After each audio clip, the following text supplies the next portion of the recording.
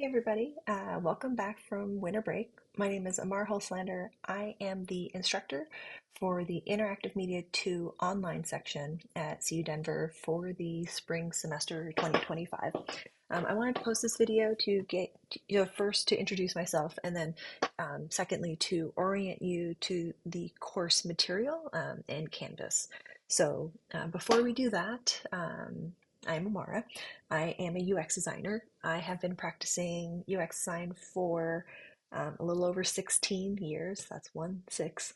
My undergrad was in graphic design and marketing, and I completed my graduate work in human computer interaction. A lot of my design career has been at Amazon. I've actually been there for 11 years, kind of on and off. And I've worked on a lot of different shopping experiences. So if you've shopped on the desktop or the mobile app, if you've gone into the grocery store, or some of our other like tablet apps, chances are I've worked on it. Um, so I really enjoy teaching at CU Denver, specific, of course, like the digital design classes, because I love bringing my, work experience into the classroom. When I was in my undergrad, I didn't get a lot of opportunity to apply my skills in the workplace right away after graduation. So one of the goals I have as a teacher is to make sure that all of my students are very well prepared for interviews and the projects that UX designers, are asked to complete, especially right outside of school.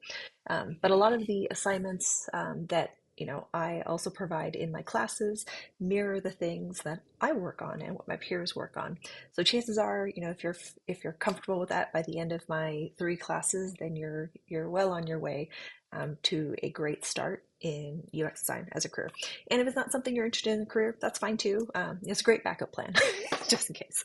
UX design is a field that's not really going away. It's fairly competitive, but it's not impossible. Um, and the things that really set a good designer apart from the crowd is the ability to think through things thoroughly, someone who's open to learning, open to doing things differently, and overall is just very curious. So I think you will all be in good hands in my class. So with that said, let me switch the view over to my syllabus. Um, I will also link this in Canvas, so like don't worry about copying and pasting this long URL. Um, I also won't read the whole thing to you. I'll just kind of skip to areas that I think are important. So obviously, this interactive media too, it is completely online, so there are no synchronous times where we will meet, either virtually or in person. I will be available to meet virtually through office hours, and you can use this link to schedule a session with me. Similarly, my phone number, it's a Google Voice, so like you can text or call, and you can leave a voicemail or you can just leave me a text message if there's something urgent that you need my help with. I also provide my email address here, which is just my first name dot last name at UC Denver. The official correspondence for class, though, is Canvas. So if you need something for class, please message me in Canvas so that I get the push notifications on my phone. Otherwise, you're kind of at the mercy of when I open up Outlook to see your messages. And when you go to request office hours, you can hit the link there and it will open up the scheduler here. So I'm currently in California, so it says Pacific time. But if you're joining in from Denver, which is where school is, you'll see everything in Mountain Time. So my scheduler is up to date until the end of the academic year, so until May. So you'll see here that there's certain dates that are open. And then if you click on any of the available ones, let's say you click here, you will see the time slots that are available. Um, you can select more than one if you need to. So select one. So I hit 6:30, hit next, and then go and just fill this in so that I know what you'd like to meet about. And that way I can do some preparation if needed. All right, let me go back to the syllabus here. I'm on split screen, so that's why I'm looking sideways. Um, so our goal for this, the primary design focus for this class is responsive design. Um, and we will be focusing on responsive design for the majority of class. And I will go into more detail when I open up the assignment and like the project proposal for that. But the overall theme in general is responsive design. We will also be covering inclusive design and designing for accessibility in the class as well. Those themes are going to be woven, throughout the projects that we're working on. You will also you are not required in this class to work in a design group, but that is an option, and I will tell you. I'll go into a little bit more detail later. So for our course logistics, so I mentioned any messages that you need to send me, please send them through Canvas so that I get the push notification. Um, every assignment that is posted that has a due date, the due time is midnight on that date. So if it's due Sunday, it's due Sunday at midnight. It's due midnight Mountain Time because that's where school is. You should submit those assignments through Canvas as well, because again, Canvas will send me the notifications and it'll log your assignments appropriately for grading. If you send it through private message or email, it's really hard to like tie those things together. So please go ahead and submit those assignments through Canvas. So the required materials we have for class, you should already have access to all of these, especially if you were in my class last semester. So Figma is the tool that we will be primarily using for your design and prototypes. Figma is a free program. It is a cloud-based program. You can download a desktop client so that you can design, on your laptop and on a computer, not necessarily on your phone. But it is a free license. You can sign up. So go ahead and hit the get verified. You don't need to you don't need to go through this again if you already have your Figma license. This is only for people who are new to it. So sign up for Figma and download the program to get started if you don't already have it. And if you've never used Figma before, if you've taken an interactive design class previously and you did not get any experience with Figma, please message me so that we can make some arrangements for you to get extra time to get ramped up in the software before you dive headfirst into all of the design assignments. I want to make sure you have enough time to do that. Other required materials, so Adobe Creative Cloud, you should already have access to that through the school. Anything that you need there is of your own choosing. Most of the things that you'll be using will be in Figma anyways, but if you want to create any custom artwork or custom icons, logos, and things like that, you'll use Adobe to do that and then just import those images into Figma. OBS is open broadcasting software. It is what I'm using to record this lecture. And if you were in my previous classes, you've also used it to record your design presentations or critiques and whatnot. For those of you who are new to OBS, it is a video arrangement recording software. So like you can create these views. So for example, I've got my lecture or like my notes on one screen. I have my little photo on the bottom right. OBS is the software that enables you to set those layouts and then to record the video. And it's free. So please download that. The next thing you'll need is WordPress. So again, if you were in my previous class, you already have a WordPress site set up. Ideally, you didn't delete it over the break. I'm pretty sure I sent out reminders. If you did, you're going to start a new website. Maybe try to restore it. But WordPress has free plans available, so you should not have to pay for anything to meet the requirements of this class. WordPress is, it's a site that allows you to create your own website. There's free domains, free storage, free templates that you can use, and we will be using that WordPress site as one of the primary ways for you to submit your work. And now you may be thinking, Amara, you just said to submit everything through Canvas. Now you're saying to submit through WordPress.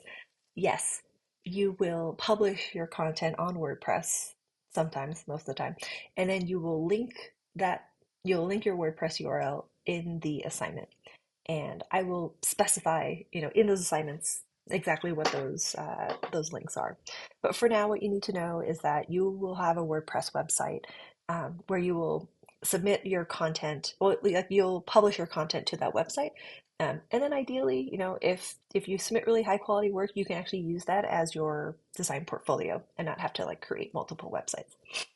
Um, Other required software is others of your choosing. So if you choose to bring in other software, I may not know how to help you with those, but you can use them. I'm not going to prohibit you from using other software, using additional rather software that you are comfortable with using. In terms of hardware, for CU Online, there's technical requirements. Chances are you already meet them if you're in the digital design program and you're in Interactive 2. So you need a desktop or a laptop. It needs to be capable of running design software. Figma is pretty low in terms of like eating up memory space. If you're not running like, Spotify and Netflix and a bunch of other media heavy programs at the same time. You will need a webcam because there'll be parts of the class where you need to record a critique or participate in a usability test or do design presentations where where your video will be necessary for your deliverable. And then a preferred something that's preferred is that you have reliable access to a mobile or tablet device that's running iOS or Android. And ideally, you would have regular access to it so that when you work on your designs, you're able to, test those out on the devices on which it will run. Otherwise, like testing a mobile design on a desktop, it doesn't really quite give you the right look and feel, or the way that it is intended to be used. So that's why I want you to have reliable access to one. If you don't own it, then hopefully you've got a roommate or a family member that wouldn't mind sharing with you for a few hours here and there. All right, so next up we've got reading materials. So I do my best to keep things low cost and free in this class, so all of these things are free. Some of these things are through your school library, so you don't need to check them out right away. Um, you may want to actually even look outside of uh, the Auraria library, like maybe one of the local libraries near you, Aurora, Public Library where I live. They have a great selection of books and they can even pull books from other libraries. So we won't be reading every single chapter of these books. I tend to just like, cherry pick really specific chapters that I think will be most relevant for you at the stage of your design career. These are still good books for you to own. So if you want to purchase it, you can. Or, when the time comes, you can just check out the book and read the specific chapters. Or maybe you can share with your classmates. Up to you. Some of these are completely free as well. I either link to where they're hosted online or I link to my Google Drive where I have them uploaded so that you don't have to pay for them. They're not paid books that I'm pirating. They're literally free. I'm just trying to consolidate the places where things are uploaded. Um, we've got some research tools. So Global Analytics Stat Counter will be one that we use. Pew Research Center is another one. They're not really tools, they're more websites. But in the assignments, you will end up using some of that to inform your design decisions or just, completing some due diligence and research on your problem space. Some other required reading. These are things you probably have already seen if you were in my Interactive 1 class, but we've got the Google Design Sprint Kit, Atomic Design, Human Interface, the Apple Human Interface Guidelines, Google Material Design Guidelines, as well as Windows Fluent Design Guidelines. So these are all kind of like crash courses in how to design for the different operating systems, or the different major ones at least. Atomic Design is like a design philosophy of the elegant way to build a design pattern or a design library. And then the Google Design Sprint Kit is really just like a packaged process for you if you were thinking about designing a product from start to finish. It's just like this neat packaged way of thinking about how to deliver upon a design and like how to go through the product design process. And while we don't directly mirror the design sprint process, it's very similar to all other design processes. They just have it packaged up neatly for you to download and to study. so that's why I link it there. I include some previous reference materials. You can purchase them, you don't have to, but they're good. They're good books to have. All right, so some of the more important things. So grading breakdown. Um, so we've got discussions and critiques. That will be 20% of your grade. The discussions, you'll have regular discussions with your critique groups. And every once in a while, if I think that there's like a topic that we should discuss as a group, I will create like a class discussion post for that. But for the most part, your discussions are with your critique groups. What that means is, every 2 weeks, you're going to go into your digital discussion board. They are pre-arranged so that you have like I think 3 other designers in that group with you, and you're probably all working on different projects. You will use that discussion board to collect feedback, or to get ideas on your work in progress. And not everyone's going to work at the same speed.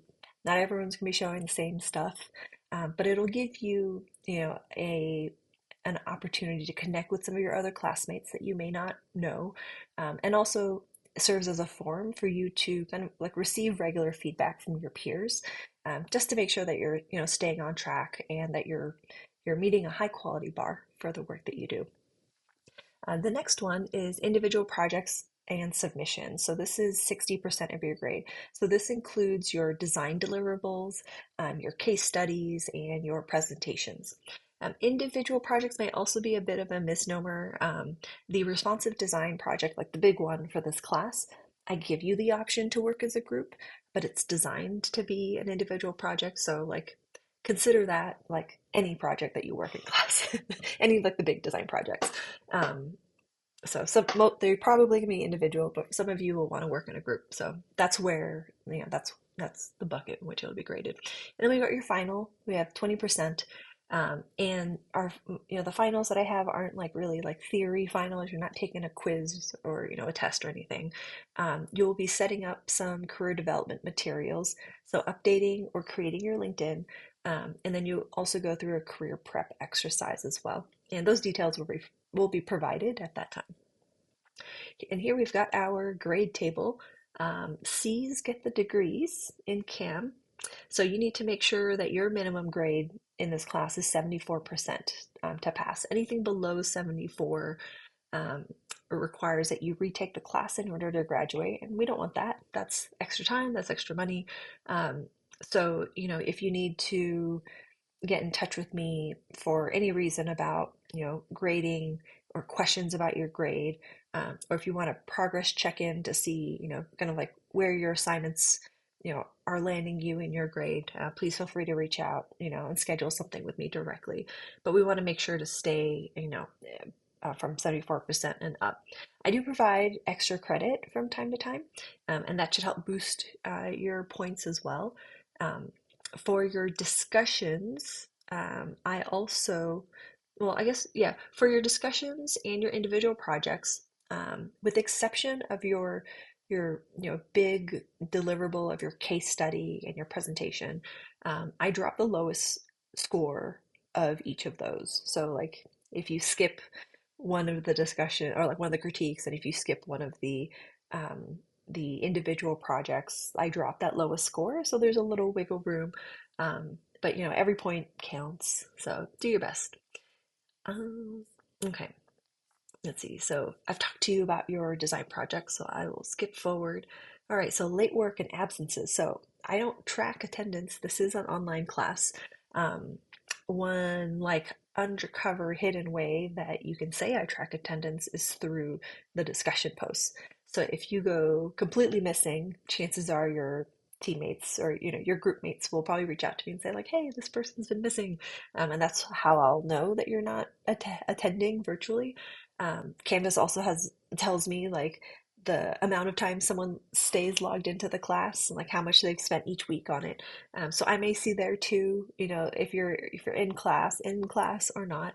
However, I don't really grade on absences, but I do take it into consideration if you're asking for a lot of grace when it comes to late grades.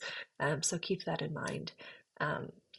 So ideally, you submit your work on time.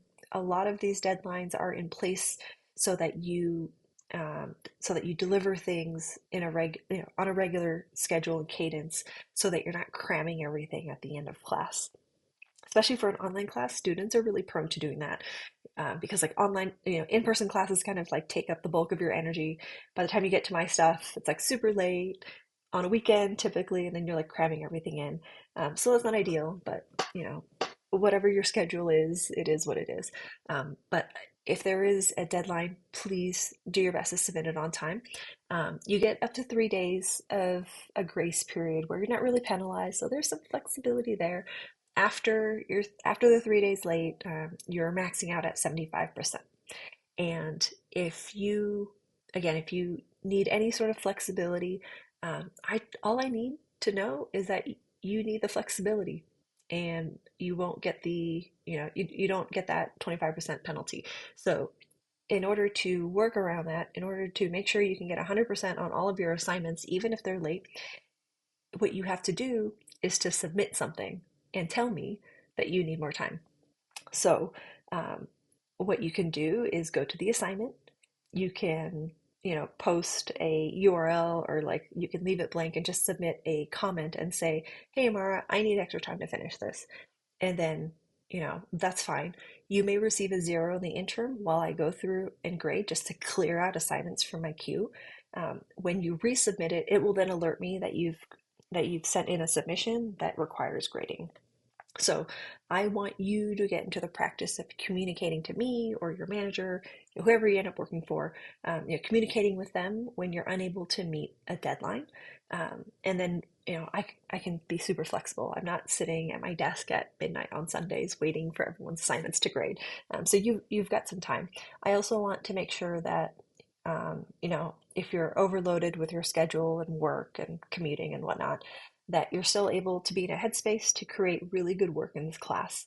I'd rather you take longer to create something that's amazing versus, rushing through everything, creating a subpar design in order to just submit it on time. That is counter to what I want you to get out of this class. All right. And if you fall really far behind, please schedule a one-on-one with me so that we can work through a remediation plan, so that you can, still focus on getting the work done and, working on passing the class. Okay. So the next one, we've got the visual arts syllabus addendum. So this is just the link from CAM that just has like a bunch of other information that they want us to tell all of you. So I'll let you scroll through this. Chances are you're going to see this in all your classes. So I will close that out. All right. The way that I've broken up my class is in 2-week modules. I called them modules, but now I'm going to call them sprints. And you will see that I'm going to use those interchangeably through class because I'm still adjusting to what I'm calling it. And I'm still going through all the materials in class to like Command F and switch those words out. So a sprint is a unit of, in the industry, it is a unit of time that it takes to like deliver something of some sort of size. So typically you're able to like work on a research report, or some, concept designs, or some wireframes or sketches, or a user journey map. And typically we give like 2 weeks for some of those like big projects. So since that's language that we use in the industry, I'm just going to use it for class so that when you get to the workplace and they say, how many sprints is it going to take you? You're already going to know what that means. The standard is typically 2 weeks, but every company, every team designs or defines their sprints differently. So their sprints can be like 5 business days or 1 month. Like everyone does it differently. But for the most part, the teams I've been on, it's 2 weeks long. So your sprints will be 2 weeks long in this class. The first week of that sprint, you will receive like reading, things to read, things to watch, as well as the materials for your assignment. And then you have through the end of the second week of that sprint to complete and submit your work. And you'll find that I use that 2-week cadence throughout class, just to keep things like in these neat little buckets, to help you also manage your time so that you're not doing things like every single week, but like you kind of have some breather room, to submit things every 2 weeks. So this next part is the class schedule. Now this is subject to change because sometimes, sometimes stuff happens and we need, folks will need some more time in some areas, or there are areas that I can cut to make time for other topics. So this is subject to change, but my intent here is to make sure that you can get through one big project this semester, and then also have time for career development as well. So you'll see that we've got 9 sprints in our time together. Sprint 1 is like we'll go through topics of responsive design and inclusive design. You will start your project proposal, and then that project proposal actually takes you through the end of the 4th week of class. So that that pretty much rounds out your first month with me. So you're going to go through, you're going to kind of like read through, watch videos, learn about responsive design, inclusive design. You're going to create that UX project proposal. That proposal is actually the UX strategy doc that you will create to help you set up the the designs and success metrics of the projects that you are delivering. So, you are defining your destiny with this project proposal here. So, Sprint 3, you'll be focused on your mobile design and prototype. Sprint 4 will be desktop design and prototype. Sprint 5 is really technically only half a sprint because the first week is like your design work. The next week is spring break. I give you until the end of spring break, but you don't have to use it. I think you should be able to do watch/wearable or a tablet design in a week, especially because you would have spent the previous 4 weeks defining the look and feel and all of the design components for your product already in mobile and desktop. So I think it's feasible to do that in 1 week, but if you want the extra time, you can take it. Now, I have you start with mobile design first. I don't see a reason why you couldn't deviate and do like desktop design first. Really depends on your product concept and where you think the majority of folks will use your product. But we are pretty much a mobile first, culture. So talk to me if you think that you want to deviate from the order of design, and we can talk through it. It may just mean that like I need to reconfigure some of the assignments, but that's not a big deal. All right, so for Sprint 6, you will focus on user research. We unfortunately had to like skip through it in Interactive 1 to make time for some other things. So I'm hoping to get everyone caught up on a quick user research module here in Interactive 2. In Sprint 7, we're going to work on designing for accessibility. So what that means is you're going to take a existing project, probably this one. If you've stopped being interested in this one, then maybe one from a previous class, and you're going to refactor and rework the design based on a couple of themes that we will talk about through the accessibility module. In Sprint 8, that is our last design module. That's where you will submit your design case study, your video demo, and your presentation. And then Sprint 9 is just a 1 week sprint. That is the week of finals. And I will provide those details to you in the finals module. All right, so let's go to Canvas. So when you log into Interactive 2 in Canvas, you will see this lovely screen. And as I mentioned to you, I break up my class into 2 week sprints. So I'm going to scroll down. Not all of these are done yet, so don't judge me. So you'll see here sprint 1, 2, 3, 4, 5, and they'll go all the way to 9 eventually when I finish everything. But in this sprint module here, you will be provided everything that you need to complete your first sprint's worth of work, and reading and writing and whatnot.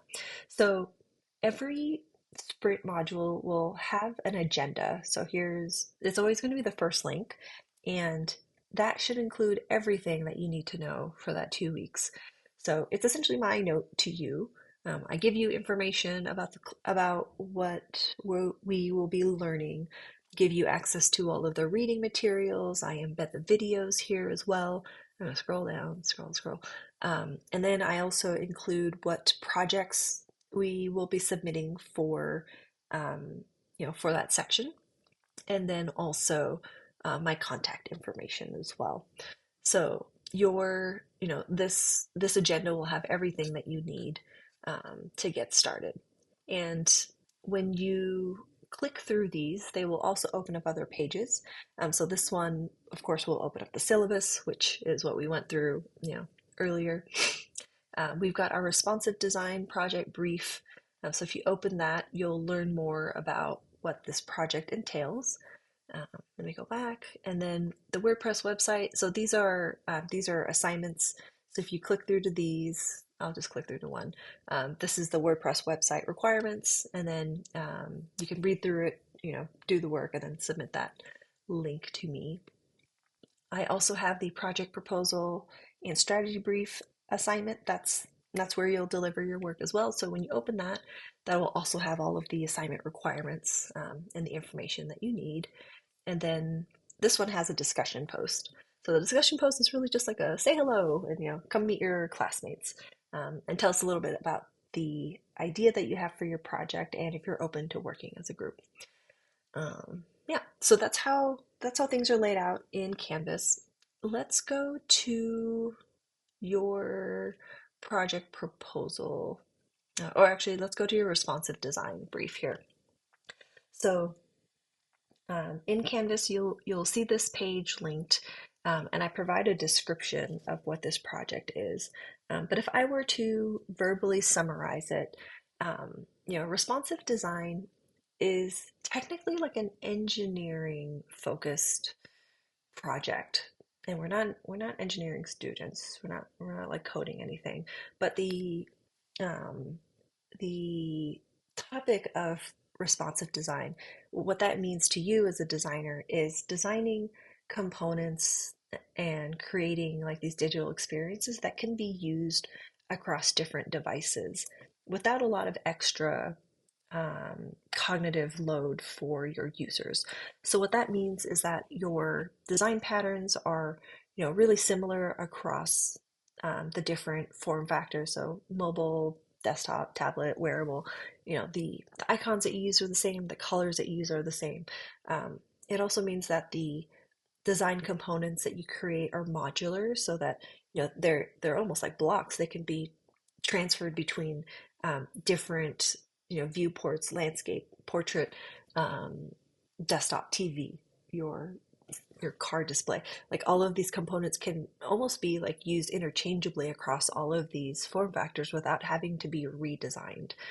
There are some areas where things may need to be customized or tweaked to really optimize its usage. So for example, like you may not want mobile, you know, like mobile components that render on desktop because you use your mouse or your trackpad to click on things. You don't like tap on your laptop screen. So the buttons don't need to be so big. The icons don't need to be as large. There's certain customizations that may make sense for certain devices and not others. But again, that's part of the exercise of responsive design, is making sure that the core of the design works and ports across these devices, but that there's still a level of customization based on the input mechanisms and the actual size of the display as well. So one example that I provide here in this description is Canvas. So as a digital design student, you have to create projects in Figma or in other design programs, and then you submit them in Canvas. And you probably submit that on desktop, if I had to guess. However, you likely also have the Canvas mobile app on your phone. So, do you submit your design projects on Canvas through the mobile app? Maybe. Maybe maybe you have a URL that you're submitting, so you don't need to do any design work on your phone and then submission on your phone. Chances are you kind of have certain things that you rely on these different devices to do. So for me, if I had to assume, you're using Canvas to communicate with your teammates, to send messages, to check grades, to view like a to-do list, and to just like, stay on track with your classes. Whereas when you're sitting down at your laptop or your desktop computer, you're using the Canvas desktop website to really do like that in-depth work, to be able to write the discussion posts, submit them, maybe look at your detailed grades versus just like the all up, grade summary, things like that. So because you have different expectations of how desktop and mobile work, or at least the core objectives, the tasks that you want to complete between the two, because they are different, they necessitate slightly different designs. Although when you open up the Canvas on desktop and Canvas on phone, they look very similar. The colors are the same, the buttons look similar, the icons are identical. It's really just the arrangement on the page, the size of the content, and what it's optimized for. Is it optimized for touch, like tapping, or is it optimized for clicking with a trackpad or mouse? So that's really the core of what this project is for you to think through one design concept. I'm going to scroll down. So you're going to think through one design concept that will work across mobile, desktop, wearable, and or tablet. So you need to choose three of the four. Um, so I Part of the requirement is at least mobile, at least desktop, and then you have the choice between tablet or wearable. Um, I chose tablet or wearable as like the ones you can choose between, because the amount of people that use a tablet, um, and or wearable is much smaller than the ones that use all of the other devices. The other devices actually have most of the market share. So I wanted you to choose which one works best. So let's say you wanted to kind of like reinvent or improve the way, that people navigate through the world for Google Maps, for example. Let's throw it out there. Um, you can choose, the chances of someone navigating the world with their tablet and like walking around is pretty slim. Um, but chances are they'll probably use their phone. They could use their watch if they have one with maps preloaded to it or a data plan. And then, they probably also use their desktop, for planning, like planning a route or, planning their navigation before setting out on a road trip. So you will choose three of the four, like design, or you choose three of the four device sizes to design for this project, and you will create the high fidelity designs as well as the prototypes, and you will do them in succession for this class. You can choose, you can choose to do iOS or Android. I won't require one or the other. I just ask that they stay consistent. So if you start with, if you start on mobile with iOS and it's Apple, make sure it looks visually consistent when you design for all these other devices. And, Apple Watch pretty much uses the same design elements as the mobile iOS. Um, so keep those consistent. Similarly, if you're going to be designing on for Android, like material design, then make sure that those are consistent, between mobile, desktop, and the wearable as well. I just ask that you don't like commingle them. So don't start with like an iPhone and then end with a Samsung watch, although that's not out of the realm of possibility. I just want to make sure that in your case study and in your portfolio, like it's a very cohesive system, and that you don't have to create a lot of like extra design assets to make it through the end of class. So this project is also designed to be a solo project. But if you want to work with a group, please let me know by the end of the week. So that's Sunday, January 26th. Let me know by the end of the week, and that way I can get the grading set up to accommodate folks who want to work together in groups, as well as people who want to work solo. If I do not hear back from you by the end of Sunday, so that's Sunday midnight, I will assume everyone is working on individual projects.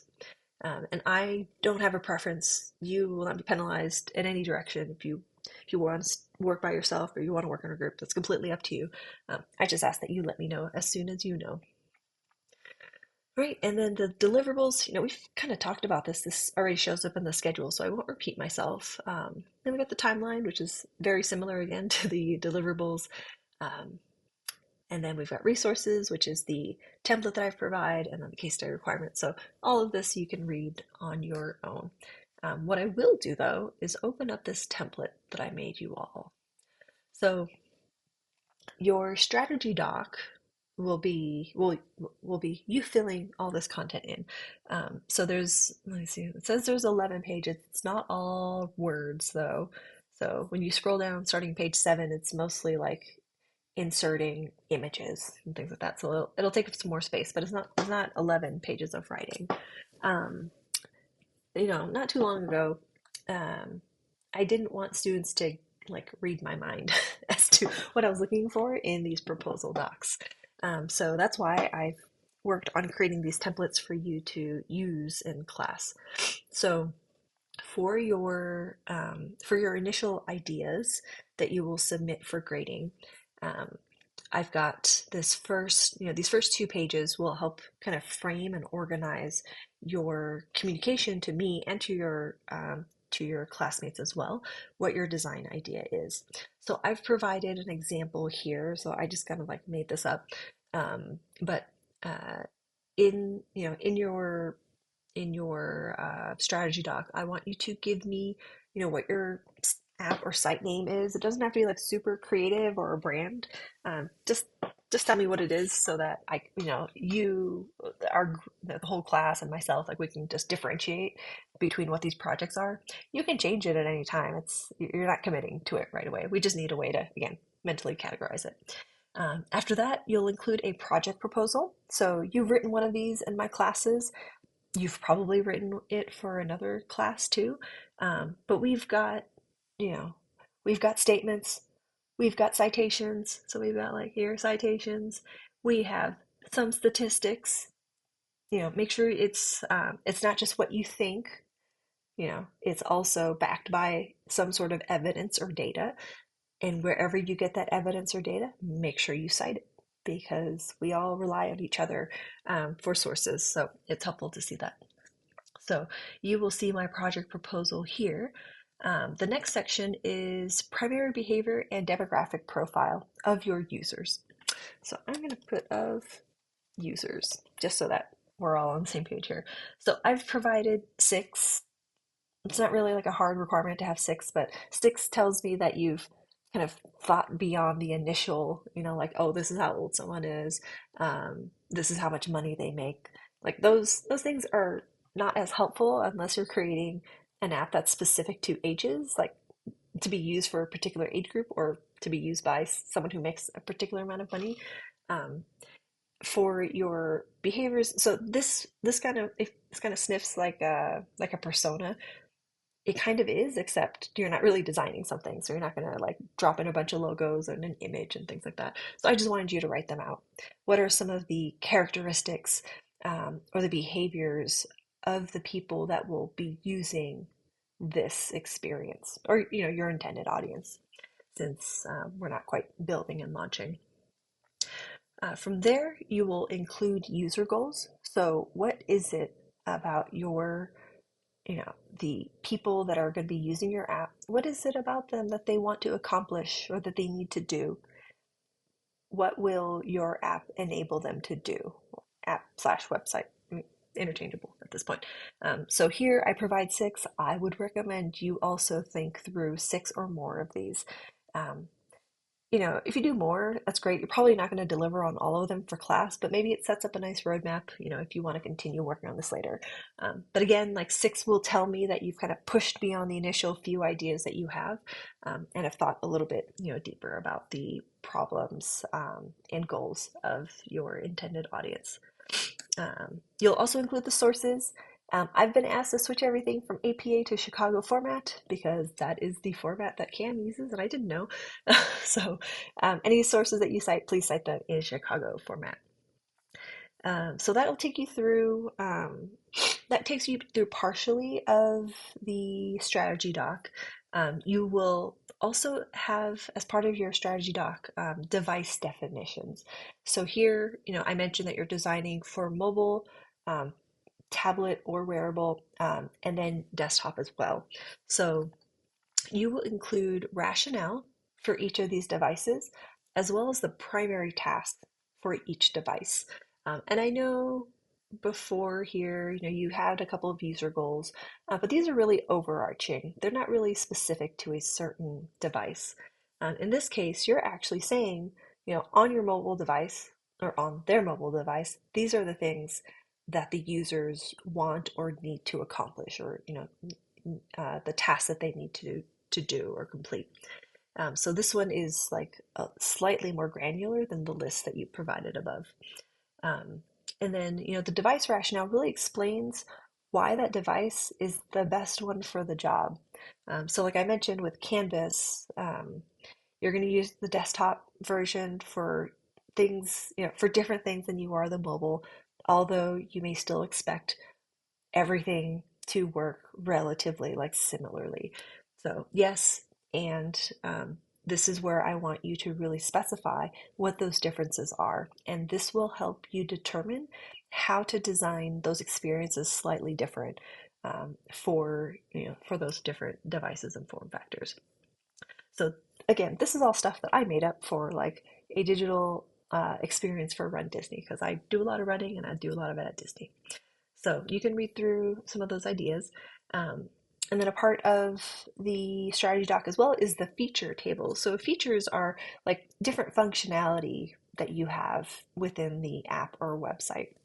They're not always just like single pages. Sometimes they're multiple pages, or maybe they're just a component on a page. But here I'm showing that there are certain features uh, that should be provided across all experiences, provide all devices rather, and some of them are better suited, for certain devices than others. So that's where, when you see green all the way across, these are things that should just exist on every device. And then when you start seeing like X's or these red spots is where I don't think they should be included, or they're just not an efficient place to include them. So I want you to also think through what the features are in your experience and which devices they'll show up on, because I don't expect them to be the same all the way across. All right. And then the last one is just a table here. So you'll create a user journey map in Figma, and you will drop the URL, like the link in here. And then you'll do some sketches. So just three sketches. You can do pencil sketches, take a photo, drop it in. That's completely fine with me. If you want to use FigJam to do digital sketches, or if you have like some other way that you digital sketches, you can do that too. Whatever's easiest and fastest. I just want you to start getting your design ideas out there, because this is a lot of writing and not a whole lot of design stuff yet. And I know the fun part is when we start sketching and designing. However, all this writing stuff is still important because it helps you organize your thoughts before you start doing like the real, like intensive work of doing the design. All right, so I think that's really all you need to get started with the first 2 weeks of class. Now, don't you worry, this doc here isn't due in 2 weeks. It is due in 4. So you get all of you get all of sprint 1 and all of sprint 2 to do this. Um, at the end of module 1, you will share um, a work in progress with your critique group, and they will help provide feedback on the work that you've completed to date. And I'm going to pop into those groups as well, and to provide some of that feedback in the group. I haven't decided if I want to create like a different like assignment submission. That just seems like a lot of overhead for everybody involved. So maybe not. Maybe I'll just pop into those discussions and provide feedback there. But that should take you through the first 4 weeks of class, and that's a lot of work, but I have faith. You are pretty advanced in your, digital design education careers here at CU, so I know you can do it. If you have any questions, need clarification, want some early feedback on your ideas, please reach out to me through the means or through the methods that I provided. So again, use Canvas message wherever possible. You can text me, or you can schedule office hours. I have them twice a week in 15-minute increments. So with that said, I hope you have a fantastic first week of class, and I will see you around. Have a good one.